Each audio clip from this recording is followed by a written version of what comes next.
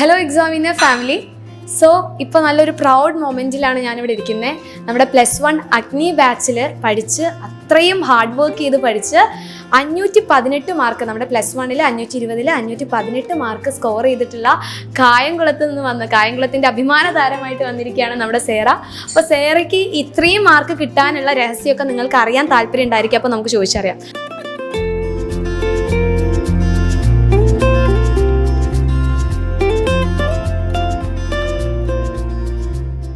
Hello Sera, അപ്പോൾ ആദ്യം തന്നെ ചോദിക്കാനുള്ളത്, ആദ്യം എനിക്ക് ചോദിക്കാനില്ല, ഈ വീഡിയോ കാണുന്ന ആൾക്കാർക്ക് ചോദിക്കാനുള്ളതായിരിക്കും, എങ്ങനെയാണ് ഇത്രയും ഒരു വലിയ മാർക്കിലോട്ട് എത്തിപ്പെട്ടത്? എങ്ങനെയാണ് പഠിച്ചിട്ടുണ്ടായിരുന്നു? ഞാൻ എക്സാമിൻ്റെ ടൈമിൽ ഒരു ദിവസം 10 മണിക്കൂർ പഠിക്കുമായിരുന്നു. 10 മണിക്കൂർ ഇങ്ങനെ ബ്രേക്കൊക്കെ എടുത്ത് പഠിക്കുമായിരുന്നു. പിന്നെ മോഡൽ എക്സാമിന് തന്നെ എക്സാമിന് വേണ്ടിയിട്ടുള്ള റിവിഷൻ നോട്ട്സ് ഫുള്ള് പ്രിപ്പയർ ആക്കി വെച്ച്. മോഡൽ എക്സാമിന് ഞാൻ പഠിച്ചില്ല, കൂടുതലും ഫൈനൽ എക്സാമിന് വേണ്ടിയിട്ടുള്ള റിവിഷൻ നോട്ട്സ് പ്രിപ്പയർ ചെയ്തു. എല്ലാ പോർഷൻസും കവർ ചെയ്യുന്ന രീതിയിലുള്ള എല്ലാം സെറ്റാക്കി റിവിഷൻ നോട്ട്സ് പ്രിപ്പയർ ചെയ്തു. എന്നിട്ട് അത് വെച്ച് ഫൈനൽ എക്സാമിന് പഠിച്ചു. അപ്പോൾ ഫുള്ള് പ്രീ പ്ലാൻ ചെയ്ത് വെച്ചിട്ടുണ്ടായിരുന്നു, അതായത് 10th കഴിഞ്ഞ് +1-ലോട്ട് എത്തുന്ന സമയത്ത് ഇന്ന കാര്യങ്ങളൊക്കെ ചെയ്യണം എന്നുള്ള ആ ഒരു പ്രീ പ്ലാൻ ഫുള്ള് സെറ്റാക്കിയിട്ടുണ്ടായിരുന്നു. അപ്പോൾ ഈ പ്ലാൻ ചെയ്ത കാര്യങ്ങളൊക്കെ കറക്റ്റായിട്ട് ഫോളോ ചെയ്യാൻ പറ്റിയിരുന്നു മോൾക്ക്? കുറേയൊക്കെ. അതായത് ഇപ്പം എക്സാമിൻ്റെ ക്ലാസ് ഓരോ ദിവസവും ക്ലാസ് ആണല്ലോ, ചിലപ്പോൾ എല്ലാ ദിവസവും കൃത്യമായിട്ട് ക്ലാസ് കാണാൻ പറ്റിയെന്ന് വരത്തില്ല. പക്ഷെ എന്നാലും അത് പിന്നെ ഇരുന്ന് കണ്ട് എല്ലാം നോട്ട്സൊക്കെ എഴുതി ഒക്കെ ചെയ്തു. അപ്പോൾ ഈ പെൻഡിങ് ആവുന്ന ക്ലാസ്സസ് ഒക്കെ മോളപ്പം എങ്ങനെ പെട്ടെന്ന് കവർ ചെയ്തിട്ടുണ്ടായിരുന്നേ? ഒന്നെങ്കിൽ സൺഡേക്ക് ഇരുന്ന് കാണും, അല്ലാന്നുണ്ടെങ്കിൽ ഓരോ മണിക്കൂർ വെച്ചിട്ട് ഓരോരോ ദിവസം ഇരുന്ന് കാണും. ഇനി അമ്മനോട് ചോദിക്കാനുള്ളത്, അപ്പോൾ മോള് നല്ല ഹാർഡ് വർക്കിംഗ് ഒക്കെയാണോ? അതെ. അപ്പോൾ മോൾക്ക് ഇത്രയും മാർക്ക് കിട്ടുമെന്ന് അമ്മയ്ക്ക് മുന്നേ ഒരു എക്സ്പെക്റ്റേഷൻ ഉണ്ടായിരുന്നു. അപ്പോൾ റിസൾട്ട് വന്ന സമയത്ത് എന്തായിരുന്നു നമ്മുടെ റിയാക്ഷൻ? ഇംഗ്ലീഷിന് ഫുള്ള് മേടിക്കേണ്ടതായിരുന്നു, കാരണം എൻ്റെ സബ്ജക്റ്റ് ഇംഗ്ലീഷാണ്. അപ്പോൾ ഞാനായിരുന്നു ആ സമയത്ത് ഗ്രാമറും കാര്യങ്ങളൊക്കെ പഠിച്ചു. അപ്പോൾ പുള്ളിക്കാരത്തി എക്സാം കഴിഞ്ഞിട്ട് വന്നപ്പോഴേ എന്നോട് പറഞ്ഞു ഒന്ന് തെറ്റിച്ചു എന്ന്. അപ്പോൾ അപ്പോഴേ നമ്മുടെ മനസ്സിലുണ്ട് ഒരു മാർക്ക് പോയി കിട്ടി. അപ്പോൾ നമുക്കറിയാമായിരുന്നു ഫുള്ള് കിട്ടില്ല, എങ്കിലും ആ ഒരു റേഞ്ചിലേക്ക് വരുമെന്ന് അറിയാമായിരുന്നു. നമ്മുടെ ഇംഗ്ലീഷ് സബ്ജക്റ്റ് എന്ന് പറഞ്ഞു കഴിഞ്ഞാൽ നമ്മുടെ ലാംഗ്വേജ് ആണല്ലോ, നമ്മുടെ സയൻസിന് പോലെയല്ലോ. ഒരു മാർക്ക് എപ്പോഴും കുട്ടികൾക്ക് പോകാറുണ്ട്. ഇപ്പോൾ ഇവിടെ വന്നിട്ടുള്ള കുട്ടികളായി കഴിഞ്ഞാലും 520-ൽ കുറച്ച് മാർക്ക് പോയിട്ടുണ്ടെങ്കിൽ അത് ഇംഗ്ലീഷാണ്. അപ്പോൾ കുഴപ്പമില്ല, എന്തായാലും മോൾ സയൻസ് സബ്ജക്റ്റിലൊക്കെ ഫുൾ മാർക്ക് എന്തായാലും സ്കോർ ചെയ്തിട്ടുണ്ടായിരിക്കും. അപ്പോൾ നമ്മുടെ അഗ്നി ബാച്ച് എത്രത്തോളം മോൾക്ക് ഇത്രയും മാർക്ക് കിട്ടാൻ വേണ്ടി യൂസ്ഫുൾ ആയിരുന്നു? അഗ്നി ബാച്ചിൽ എല്ലാവരുടെയും ക്ലാസ്സസ് കൃത്യമായിട്ട് കണ്ടാൽ തന്നെ നമുക്ക് ഒരു ടോട്ടൽ ഐഡിയ കിട്ടും. അത് ഒരുപാട് ഹെൽപ്പ് ചെയ്തിട്ടുണ്ട്. പിന്നെ അതേപോലെ ലൈവ് ക്ലാസ്സസും കാണുമായിരുന്നു, പിന്നെ ബാച്ചിലെ ക്ലാസ്സസും, പിന്നെ ബാച്ചിലെ നോട്ട് ഗൈഡ് അതും ഒരുപാട് ഹെൽപ്പ് ചെയ്തു. പ്രീവിയസ് ഇയർ ക്വസ്റ്റ്യൻസ് ആണെങ്കിലും നോട്ടാണെങ്കിലും വേറെ പ്രിപ്പയർ ചെയ്യണ്ടായിരുന്നു, അത് തന്നെ വെച്ച് അതിൽ തന്നെ മാർക്ക് ചെയ്ത് പഠിച്ചാൽ മതി. അത് ഡിലീറ്റഡ് പോർഷൻസ് ഉണ്ടെങ്കിലും അത് വെച്ച് തന്നെ പഠിക്കേണ്ട ആവശ്യമുള്ളായിരുന്നു. പിന്നെ റിവിഷൻ ബാച്ച് അവസാനമായപ്പോൾ റിവിഷൻ ബാച്ച് ഉണ്ടായിരുന്നല്ലോ, അതിൽ വന്നപ്പോഴത്തേക്കും അവിടെയും പ്രീവിയസ് ഇയർ ക്വസ്റ്റ്യൻസ് ഒക്കെ 2 മണിക്കൂറിൻ്റെയൊക്കെ ക്ലാസ്, ഒരു ചാപ്റ്റർ, ആ ഒരു പ്രീവിയസ് ഇയർ ക്വസ്റ്റ്യൻസിൻ്റെ ആ ഒരു വീഡിയോ കണ്ടാൽ മാത്രം മതി ചാപ്റ്റർ നമുക്ക് മൊത്തം മനസ്സിലാവുമായിരുന്നു. അങ്ങനെ ഒരുപാട് ഹെൽപ്പ് ചെയ്തിട്ടുണ്ട്. അപ്പോൾ മോള് പറഞ്ഞു ഞാൻ ഒരു 10 മണിക്കൂറൊക്കെ ഇരുന്ന് പഠിക്കുമായിരുന്നു പറഞ്ഞു. അപ്പോൾ മോൾക്ക് ഓരോ ടോപ്പിക്സ് പഠിക്കുന്ന സമയത്ത് കുറേ തവണ വായിച്ചു നോക്കി പഠിക്കണോ, അതോ ആ ടോപ്പിക്സ് പഠിക്കുമ്പോൾ നോട്ട്സ് ഉണ്ടാക്കിയിട്ടാണ്? അപ്പോൾ ഇത്രയും സമയം മോള് പഠിക്കുന്നുണ്ടല്ലോ, അപ്പോൾ അതെങ്ങനെയാണ് ഈ 10 മണിക്കൂർ എങ്ങനെയാണ് മോള് പഠിക്കുന്ന രീതി? ഞാൻ ആദ്യം ഒരു ചാപ്റ്റർ എടുക്കും. ഞാൻ എക്സാമിനൻ്റെ ആപ്പിലെ ക്ലാസ് എടുത്തു വെച്ച് ആദ്യം ഒന്ന് കാണും. അത് കാണുന്നതോടൊപ്പം തന്നെ ഞാൻ നോട്ട് ഒന്നെങ്കിൽ ഗൈഡിൽ അല്ലെങ്കിൽ ടെക്സ്റ്റിൽ മാർക്ക് ചെയ്യും. വേറെ എഴുതാറില്ല. പിന്നെ സ്കൂളിലെ നോട്ട് ഉണ്ടെങ്കിൽ അതിലൊന്നെങ്കിൽ അണ്ടർലൈൻ ചെയ്തിടും, അത്രയേ ഉള്ളൂ. ഞാൻ അതിൽ തന്നെ നോട്ട് വെച്ചിട്ട് അതിനോടൊപ്പം തന്നെ പഠിക്കും. പിന്നെ പ്രീവിയസ് ഇയർ ക്വസ്റ്റ്യൻസ് ഒരുപാട് ചെയ്ത് നോക്കും. ആൻസേഴ്സ് ഇല്ലാതെ കുറേ ക്വസ്റ്റ്യൻസ് എടുത്ത് വെച്ചിട്ട് ഞാൻ ചെയ്ത് നോക്കും. അപ്പോൾ ആൻസർ കിട്ടുന്നുണ്ടോ നോക്കും. അങ്ങനെ. അപ്പോൾ വളരെ സിമ്പിളായിട്ടുള്ള രീതിയിലൊന്നും അല്ല ഈ മാർക്ക് വാങ്ങിച്ചിട്ടുള്ളത്. മോൾ ആദ്യം മുതൽ തന്നെ ഫുൾ പ്ലാൻ ചെയ്ത് ഒന്ന് ജസ്റ്റ് തിങ്ക് ചെയ്യുക, 10 മണിക്കൂറൊക്കെ ഇരുന്ന് പഠിക്കുക എന്ന് പറയുമ്പോൾ, അതും കുഞ്ഞു ബ്രേക്കൊക്കെ എടുത്തിട്ടായാലും ആ ഒരു 10 hours പഠിക്കണം എന്ന് ഫിക്സ് ചെയ്തിട്ട് ആ ഒരു കാര്യം മുന്നോട്ട് വെച്ചിട്ട് തന്നെയാണ് പഠിച്ചിട്ടുണ്ടായിരുന്നത്. അപ്പോൾ ഒരു 520 വിചാരിച്ചിട്ട് തന്നെയാണ് മോള് മുന്നോട്ട് പോയിട്ടുണ്ടായിരുന്നത്. പക്ഷേ ലാംഗ്വേജിൽ പോയതുകൊണ്ട് അത് സയൻസ് സബ്ജക്റ്റ് നോക്കുകയാണെങ്കിൽ മോൾക്ക് ഫുൾ മാർക്ക് ഉണ്ട്, എല്ലാ സബ്ജക്റ്റിലും ഫുൾ മാർക്ക് ഉണ്ട്. അപ്പോൾ ഈ മോൾക്ക് ഏറ്റവും ഇഷ്ടപ്പെട്ട സബ്ജക്റ്റ് ഏതാ? എനിക്ക് മാത്സും ഫിസിക്സും ആയിരുന്നു എനിക്ക് ഏറ്റവും ഇഷ്ടം. അത് അലൻ സാറും അലക്സ് സാറും പഠിപ്പിക്കുന്നത് എനിക്ക് ഏറ്റവും ഇഷ്ടം. അവർ രണ്ടുപേരുടെയും പഠിപ്പിക്കുന്ന രീതിയൊക്കെ എനിക്ക് ഭയങ്കര ഇഷ്ടമാണ്. എനിക്ക് അവരുടെ ക്ലാസ് അറ്റൻഡ് ചെയ്യാനേ ഭയങ്കര ഇഷ്ടമാണ്. പിന്നെ +1 വന്നപ്പോൾ ബയോമാത്സ് എടുക്കുന്ന സമയത്ത് ഒരു കൺഫ്യൂഷൻ ഉണ്ടായിരുന്നു, കമ്പ്യൂട്ടർ എടുക്കണോ ബയോളജി എടുക്കണോ എന്ന്. അപ്പം അർച്ചന മിസ്സിനെ വിചാരിച്ചുകൊണ്ടാണ് ഞാൻ ബയോളജി പോലെ എടുത്തത്. ഓക്കെ, അപ്പോൾ നമ്മുടെ എക്സാമിനർ ഫാക്കൽറ്റി അല്ലേ, അതായത് നമ്മുടെ അർച്ചന മിസ്സിൻ്റെ ക്ലാസ് ചെയ്യോ ഇനി ഞാൻ 10 കഴിഞ്ഞ് +1 എത്തുന്ന സമയത്ത് എനിക്ക് മിസ്സാവുമല്ലോ, അപ്പോൾ ആ ക്ലാസ്സസ് എനിക്ക് കാണാമല്ലോ എന്ന് പറഞ്ഞ് ബയോമാക്സ് എടുത്ത് മോള് പഠിച്ചു. അപ്പോൾ എങ്ങനെ ഉണ്ടായിരുന്നു? മോൾക്ക് ബയോളജി ബുദ്ധിമുട്ടുള്ള സബ്ജക്റ്റ് ആണോ? ബയോളജി വന്നിട്ട് ഇപ്പം മാത്സ്, ഫിസിക്സ്, കെമിസ്ട്രി ഒക്കെ വന്നിട്ട് നമുക്ക് തിയറി ഉണ്ട്, പ്രോബ്ലം ഉണ്ട്, അങ്ങനെ ഒരുപാട് നമുക്ക് മീൻസ് കാണാതെ പഠിക്കേണ്ട ആവശ്യമില്ല, എല്ലാം അങ്ങനെ. പക്ഷേ ബയോളജിയിലേക്ക് വരുമ്പോൾ നമുക്ക് ഫുൾ തിയറി ആണല്ലോ, എല്ലാം നമ്മൾ ബൈഹാർട്ട് ചെയ്ത് പഠിക്കണം. പിന്നെ +1 വന്നപ്പം പോർഷൻസ് ഒക്കെ ഒരുപാട് വലുതായി, എല്ലാം ഒരു ചാപ്റ്റർ ഇങ്ങനെ പഠിച്ച് വരുമ്പോൾ ബാക്കി എന്നുള്ളതൊക്കെ മറക്കും, അങ്ങനെ കുറച്ച് ബുദ്ധിമുട്ടൊക്കെ ഉണ്ടായിരുന്നു. പക്ഷേ കുഴപ്പമില്ലായിരുന്നു. ഓക്കെ, അപ്പോൾ മോൾ എന്തായാലും അടിപൊളിയായിട്ട് തന്നെയാണ് ആദ്യം ആ ടൈം ടേബിൾ ഫോളോ ചെയ്ത് മാക്സിമം പോകാൻ വേണ്ടിയിട്ട് മോൾ നോക്കിയിട്ടുണ്ടായിരുന്നു. അപ്പോൾ മോൾക്ക് ഇനി ഇപ്പോൾ സാധാരണ നമ്മൾ എല്ലാ കുട്ടികളോടും ചോദിക്കുന്ന സമയത്ത്, ഇപ്പോൾ ഞാനൊക്കെ എൻ്റെ ആ ഒരു സമയത്തൊക്കെ ആണെങ്കിൽ ചോദിക്കുമ്പോൾ ഏറ്റവും ബുദ്ധിമുട്ടുള്ള സബ്ജക്റ്റ് ഏതാണെന്ന് വെച്ചാൽ മാത്സാണ്, മാത്സ്, ഫിസിക്സ്. പക്ഷേ മോള് പറയുന്നത് ഫിസിക്സും മാത്സുമാണ് എൻ്റെ ഫേവറേറ്റ്. നമ്മൾ സാധാരണ ഈ ബയോളജി അതിങ്ങനെ പഠിച്ചാൽ മതിയല്ലോ, മറ്റേതിങ്ങനെ കണ്ടെത്തിയിട്ട് ഇങ്ങനെ അവസാനം 2 വര ഇടാൻ കിട്ടൂല. ഈ മാത്സ് ഒക്കെ ചെയ്യുമ്പോൾ നമുക്ക് ഏറ്റവും കൂടുതൽ ഹാപ്പിനെസ് ഉണ്ടാവുക, എല്ലാം ചെയ്ത് കഴിഞ്ഞാൽ അവസാനം 2 ഒരു അണ്ടർലൈൻ ചെയ്യാറുണ്ട്, അപ്പോഴാണ് ഒരു സന്തോഷം. പക്ഷെ ഇങ്ങനെ ചെയ്യുമ്പോൾ അത് ഇടാൻ കിട്ടുന്ന ചാൻസ് വളരെ കുറവായിട്ടാണ് കിട്ടുന്നത്. അപ്പോൾ മോൾ എങ്ങനെയാണ് ഈ 2 സബ്ജക്റ്റിന് ഏറ്റവും ഇഷ്ടപ്പെടാനുള്ള കാരണം എന്താ? അത് ഒന്നെന്ന് പറഞ്ഞു കഴിഞ്ഞാൽ നമ്മളൊന്നും കാണാതെ പഠിക്കേണ്ട, മാത്സ് ആകുമ്പോൾ കാണാതെ പഠിക്കേണ്ട. ഇപ്പോൾ ഇക്വേഷൻസ് ആണെങ്കിലും കാണാതെ പഠിക്കേണ്ട ആവശ്യമില്ല. ഒരു ക്വസ്റ്റ്യൻ ഒരു 2-3 തവണ ചെയ്ത് പഠിക്കുമ്പോൾ തന്നെ നമുക്കത് മനസ്സിലാവും.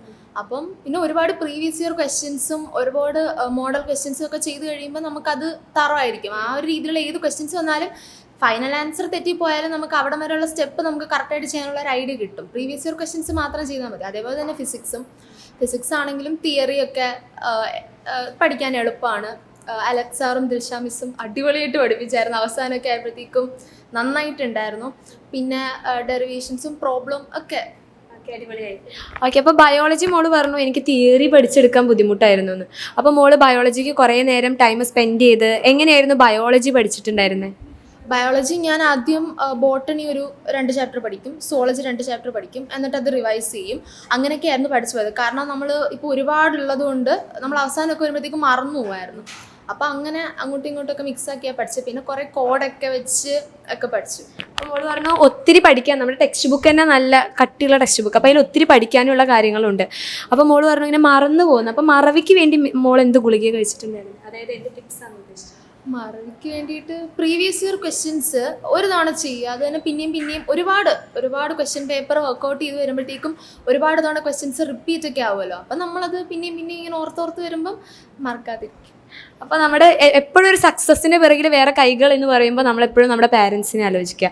അപ്പോൾ മോൾക്ക് ഇപ്പോൾ 3 മാർക്ക് കിട്ടിയിട്ടുണ്ട്. അപ്പോൾ ഇതിൽ ഫാമിലി എത്രത്തോളം ഇൻക്ലൂഡ് ചെയ്തിട്ടുണ്ട് അല്ലെങ്കിൽ ഇൻവോൾവ് ചെയ്തിട്ടുണ്ട്? ഞാനിങ്ങനെ എപ്പോഴും ഇരുന്ന് പഠിക്കുന്ന സമയത്ത് അച്ഛനും അമ്മയൊക്കെ വന്നിട്ട് പഠിക്കും, പറയും നീ ഒന്ന് വന്ന് ഭക്ഷണം കഴിക്കുക, അല്ലെങ്കിൽ ഒന്ന് എണ്ണീറ്റ് വാന്നൊക്കെ പറയുമായിരുന്നു. എനിക്കൊന്ന് ബയോളജി എക്സാമിൻ്റെ തലേന്നായിരുന്നു. ഞാൻ വെളുപ്പിനെ എണ്ണീറ്റിരുന്നു, തൊട്ട് തലേ ദിവസം വെളുപ്പിനെ എണ്ണീറ്റിരുന്നു. ഞാൻ എണ്ണീറ്റതേ ഇല്ല ഇവിടുന്ന്, ഫുഡ് കഴിക്കാൻ മാത്രം എണ്ണീറ്റ്. വൈകുന്നേരം 5 മണി 6 മണിയൊക്കെ അപ്പം അച്ഛൻ വന്നിട്ട് പറഞ്ഞു നിങ്ങൾ എപ്പോഴും ഇരുന്ന് പഠിച്ചു കഴിഞ്ഞാൽ നിനക്ക് മടുക്കും, നീ എണ്ണീറ്റ് അങ്ങോട്ടും ഇങ്ങോട്ടൊക്കെ നടക്കാൻ പറഞ്ഞു. അത് സപ്പോർട്ടീവായിരുന്നു. അപ്പോൾ മോളിങ്ങനെ ഈ ഒരു എക്സാം ടൈമിൽ ഇത്രയും നേരം ഇരുന്ന് പഠിക്കുന്ന സമയത്ത് ആ ഒരു സമയത്ത് അമ്മയുടെ മനസ്സിലെന്താ വന്നിട്ടുണ്ടായിരുന്നു?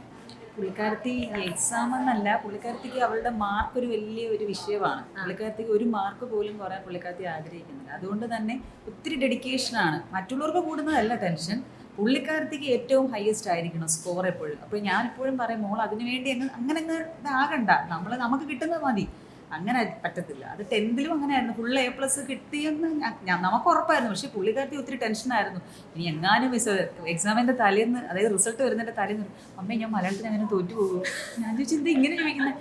എനിക്ക് എന്ന് വെച്ചാൽ പുള്ളിക്കാരത്തേക്ക് മലയാളം ഇത്തിരി പാടാണ്. അതുകൊണ്ടാണ് ഇപ്പം ഹിന്ദി എടുത്തത്. പക്ഷെ 10th വരെ നമുക്ക് മലയാളം എടുത്താലേ പറ്റുള്ളൂ.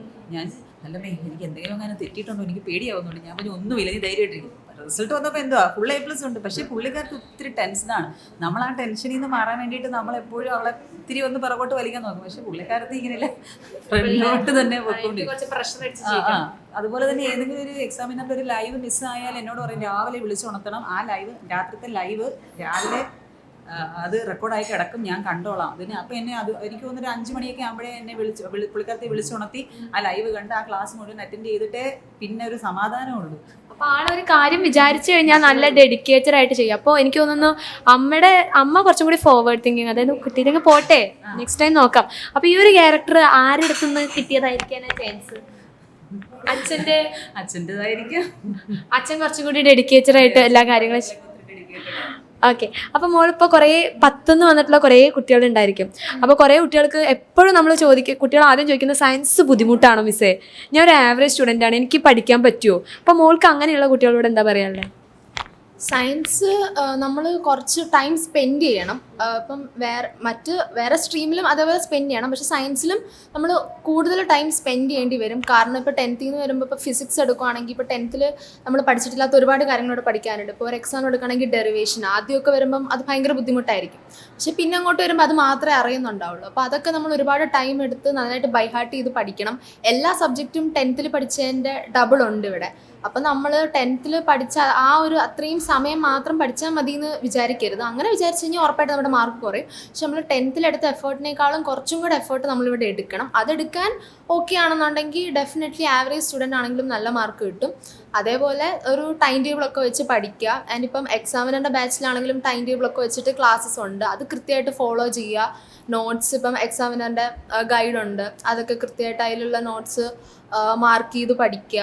പിന്നെ സ്കൂളിൽ ടീച്ചേഴ്സ് ഉണ്ട്, അവരുടെയും ഹെൽപ്പ് മേടിക്കുക. അങ്ങനെ എല്ലാം വെച്ച്. അപ്പോൾ ഈ പഠനം അല്ലാതെ മോൾക്ക് എന്തെങ്കിലും എക്സ്ട്രാ ആക്ടിവിറ്റി അങ്ങനെ എന്തെങ്കിലും? റീഡിങ് പുള്ളിക്കാരത്തേക്ക് സ്വന്തമായിട്ടൊരു യൂട്യൂബ് ചാനലൊക്കെ ഉണ്ട്. ആണ്, ഏതാണ് ആ യൂട്യൂബ് ചാനൽ? സേറ റീഡ്സ്. അപ്പോൾ ബുക്സിനെ കുറിച്ചിട്ടാണോ ആൾ? റിവ്യൂസ് ഒക്കെ റിവ്യൂ ചെയ്യും. എനിക്ക് തോന്നി ആൾ നല്ല ടോക്കറ്റീവാണ്, സംസാരിക്കുമ്പോൾ ആളിങ്ങനെ ഫ്ലോയിൽ. അതുകൊണ്ട് എനിക്ക് വലിയ ബുദ്ധിമുട്ടില്ല. കുട്ടി എന്നെ ചോദിച്ചു കഴിഞ്ഞാൽ ആളെന്നെ എല്ലാം പറഞ്ഞുകൊണ്ട് പോയിക്കോളൂ. അപ്പോൾ ഞാൻ വിചാരിച്ചു നന്നായിട്ട് സംസാരിക്കണ്ടല്ലോ, അപ്പോൾ ഇതിൻ്റെ പിന്നിൽ അതാണ്. അപ്പോൾ ഇതിനോടൊക്കെ താല്പര്യമാണ്. അപ്പോൾ മുന്നേ തുടങ്ങിയതാണോ മോളിതൊക്കെ? ഞാൻ 8th പഠിക്കുമ്പോൾ സ്റ്റാർട്ട് ചെയ്തത്. കൊറോണയാണ് പുള്ളിക്കാരത്തെ അതിലേക്ക് തിരിച്ചുവിട്ടത്. ഓക്കെ, അപ്പോൾ ഈ പഠനവും ഇപ്പം ഇത്രയും പഠിക്കാനുള്ള സമയത്ത് മോൾക്ക് ഇതിന് സമയം കണ്ടെത്താൻ പറ്റിയിട്ടുണ്ടായിരുന്നു അങ്ങനെ? ഇല്ല, ഞാൻ 11th പഠിക്കുന്ന സമയത്ത് കുറച്ച് ബുക്സേ വായിച്ചിട്ടുണ്ടായിരുന്നുള്ളൂ. പിന്നെ സ്കൂളിലൊക്കെ പോയിരുന്ന് വായിക്കും. പക്ഷേ സ്കൂളിൽ പിന്നെ കൂടുതൽ ഫ്രണ്ട്സിൻ്റെ കൂടെ ഒക്കെ ഇരിക്കും. പിന്നെ വീട്ടിൽ വന്നു കഴിഞ്ഞാലും അങ്ങനെ സമയമൊന്നും കിട്ടാറില്ല. പിന്നെ എപ്പോഴെങ്കിലുമൊക്കെ സമയം കണ്ടെത്തി വായിക്കും. ഓക്കെ, മോൾക്ക് ഇനി ഫ്യൂച്ചറിൽ ആരായി തീരാനാണ് ആഗ്രഹിക്കുന്നത്? എനിക്കൊരു IPS ഓഫീസർ ആവണമെന്നാണ് ആഗ്രഹം. അപ്പോൾ അതിന് വേണ്ടിയിട്ട് ഇപ്പം തന്നെ പ്രിപ്പറേഷനൊക്കെ തുടങ്ങിയിട്ടുണ്ടോ? ഇല്ല, അങ്ങനെയൊന്നും സ്റ്റാർട്ട് ചെയ്തില്ല. എന്തായാലും അങ്ങോട്ട് എത്താൻ വേണ്ടി എന്തായാലും മോൾ അത്രയും ഡെഡിക്കേറ്റഡ് ആണ് എന്ന് പറഞ്ഞ സ്ഥിതിക്ക് മോൾക്ക് തോന്നുന്നു അതിന് വേണ്ടിയിട്ട് തന്നെ നന്നായിട്ട് ഹാർഡ് വർക്ക് ചെയ്യും. അപ്പോൾ ഇതേപോലെ തന്നെ അടിപൊളിയായിട്ട് പഠിക്കുക. +2 1200 1200 മാർക്കും വാങ്ങിച്ച് നെക്സ്റ്റ് ഇൻ്റർവ്യൂവിൽ മോൾ ഇങ്ങോട്ട് വരിക. അന്ന് അച്ഛനെ എല്ലാവരും കൂട്ടിയിട്ട് വരിക. So all the best, congrats.